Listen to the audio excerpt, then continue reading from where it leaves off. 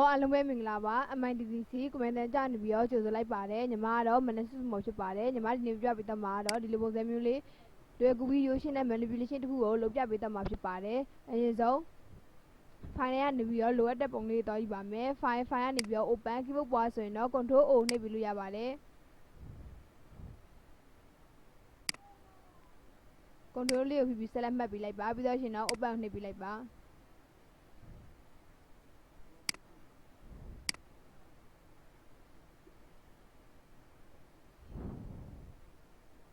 မျိုးပုံလေးရလာပြီဆိုလို့ရှိရင်တော့ဒီပုံကိုအရင်ဆုံးစိုက်ချိုးပါမယ်စီခွက်တူလေးနဲ့စိုက်ချိုးမယ်စိုက်ချိုးပြီးတော့ရှင်တော့ဒီပုံကို quick selection tool လေးနဲ့လည်းဖြတ်ထုတ်လို့ရတယ်လို့ပန်တူးနဲ့လီထုတ်လို့ရပါတယ်ပန်တူးနဲ့လီထုတ်တာကြတော့ပို့ပြီးတော့တိကျပါတယ်အားကြောင့်ပန်တူးနဲ့ပဲလီထုတ်ပါမယ်ပန်တူးလေးယူလိုက်ပါ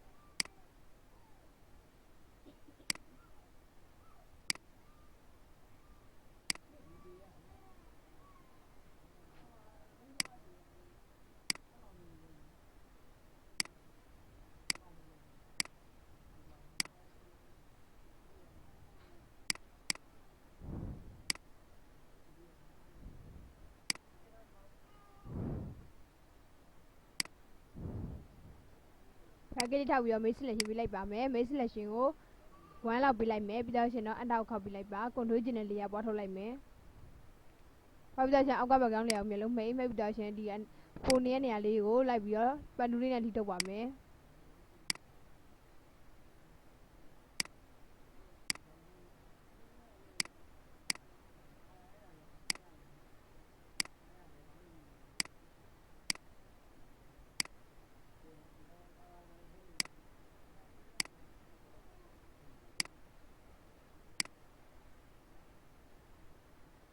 package ထောက် main selection 2ပြလိုက်ပါမယ်ပြီးတော့ရှင်တော့ delete ကိုနှိပ်ပြလိုက်ပါ control D နဲ့ selection ဖြောက်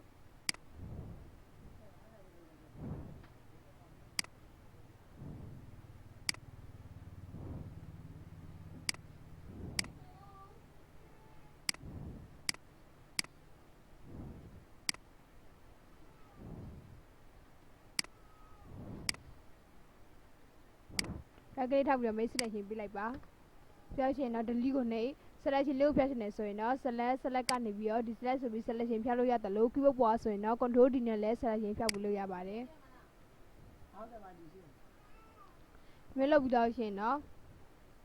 file ကနေပြီးတော့ပုံလေးနောက်တစ်ပုဒ်သွားကြည့်ပါမယ် file ကနေပြီးတော့ open keyboard ပေါ်ဆိုရင်တော့ control O နှိပ်ပြီးလို့ရပါတယ်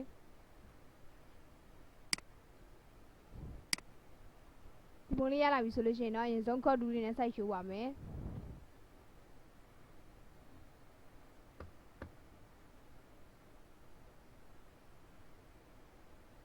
စိုက်ချိုးပြီးတော့ရှင်တော့ခုနကလိထုတ်ထားတဲ့ပုံလေးကို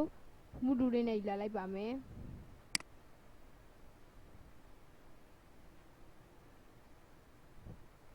control T ကိုနှိပ်ထားပြလိုက်ပါနှိပ်ပြီးတော့ရှင်တော့ one transform မလို့ဖေးနောက်ကနေပြီးတော့တိတ်လိုက်ရပါပြီ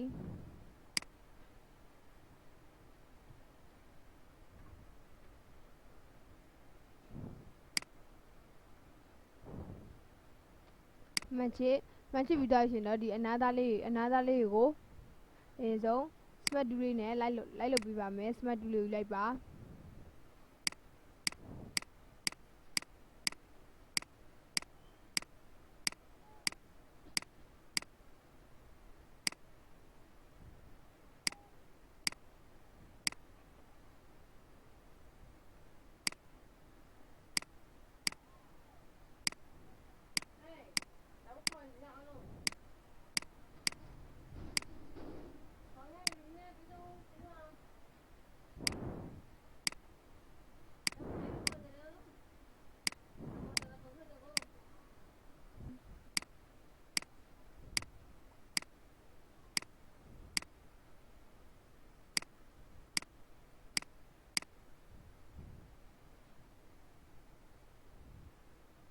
create new လေးရနဲ့လေယာတစ်ခုယူလိုက်ပါမယ်ယူပြီးတော့ရှင် brush tool လေးယူလိုက်ပါ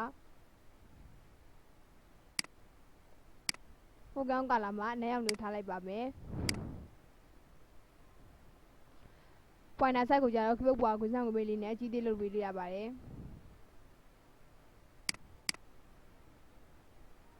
မူတူလေးယူလိုက်ပါယူပြီးတော့ရှင် shift ရောတိုက်ပြီးဆွဲပေးလိုက်ပါ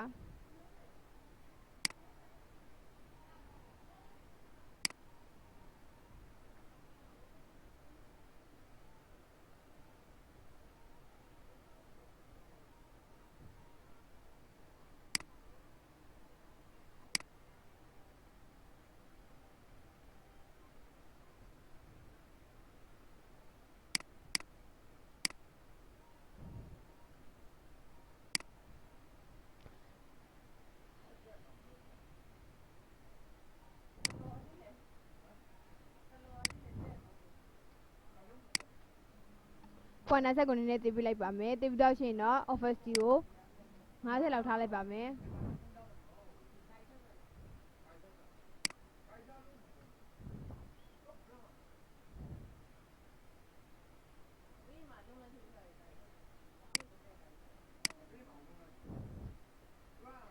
first နည်းနည်းချော့ပေးလိုက်မယ်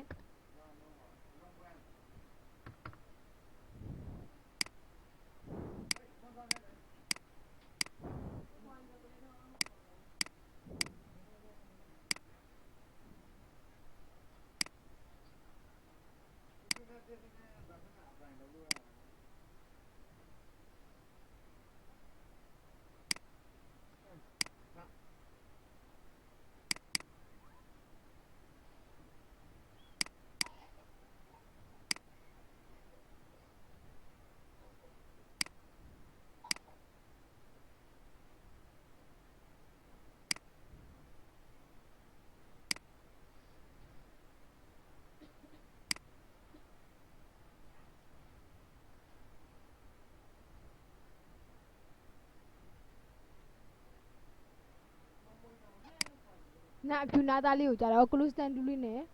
အစားသွင်းပေးပါမယ်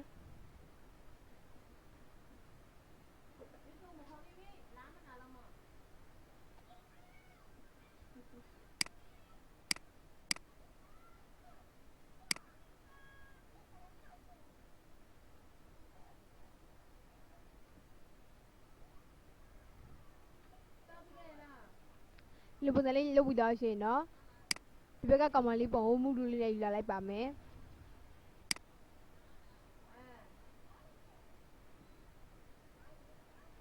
ကွန်ဒိုတီကိုနှိပ်ထားပေးပါ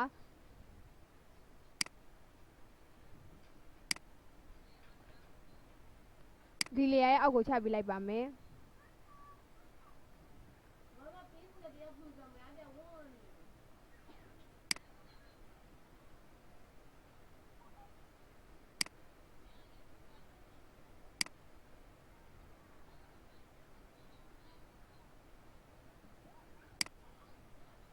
အမှန်ချင်းကြည့်ပြီးသားရှင်တော့quiz selection တူလို့ယူလိုက်ပါမယ်ယူပြီးသားရှင်တော့ pointer set ကိုနည်းနည်းကြည့်ပြီးလိုက်မယ်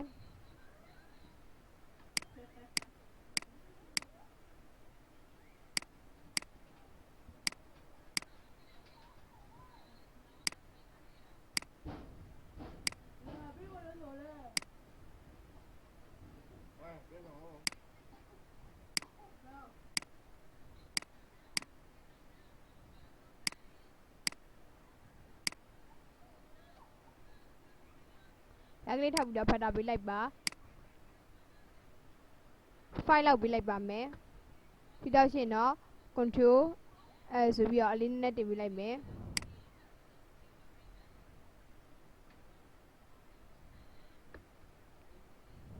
control B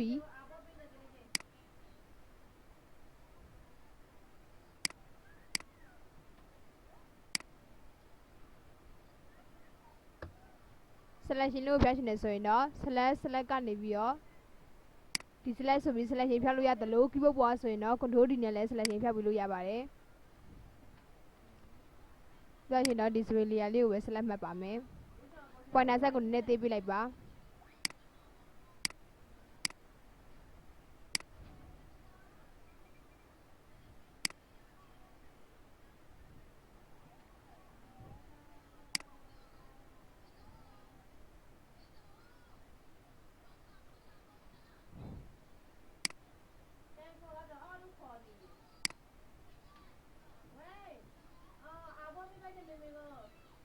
control L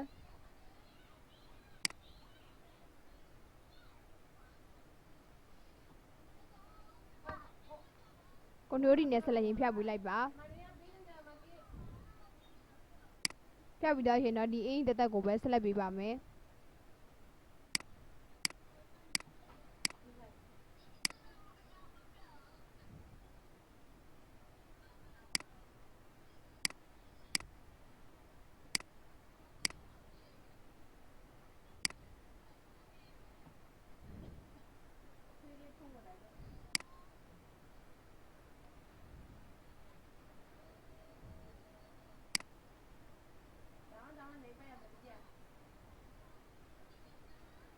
control B ဆိုပြီးတော့ color နည်းနည်းလုပ်ပေးလိုက်ပါမယ်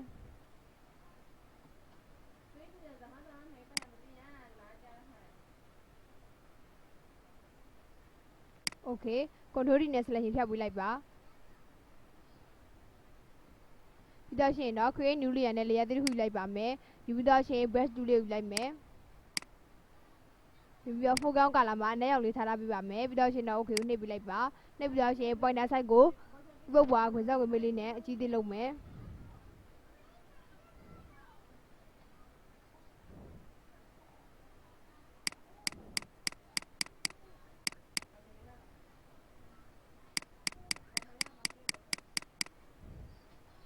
မူတူလို့ယူလိုက်မယ်ယူပြီးတော့ရှင် shift ပြီးတော့တိုက်ပြီးတော့နည်းနည်းလုပ်ပေးလိုက်ပါ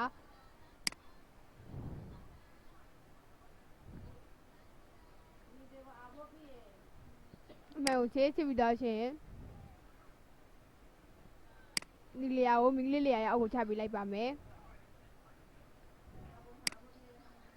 ဒါတော့ manipulation လုပ်တာပဲဖြစ်ပါတယ်ဒီပုံလေးကိုတင်ထားခြင်းနဲ့ဆိုရင်တော့ file ကနေပြီးတော့ save as keyboard ပေါ်ဆိုရင်တော့ control shift s ကိုလည်းနှိပ်ပြီးလို့ရပါတယ် save on your computer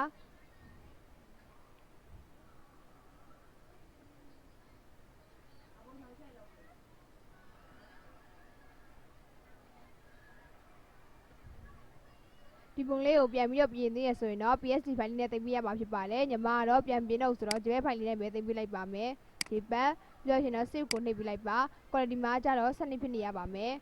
okay ဒီမျိုး manipulation တစ်ခုကိုလုပ်တတ်မယ်လို့ထင်ပါတယ်တကယ်လို့ဒီသင်ခန်းစာလေးကိုပြန်နေတတ်တယ်ဆိုရင်တော့ like and subscribe လေးလုပ်ပေးပါဦးနော်ကြည့်ရှုပေးရတဲ့အတွက်လည်းအားလုံးကိုကျေးဇူးတင်ပါတယ်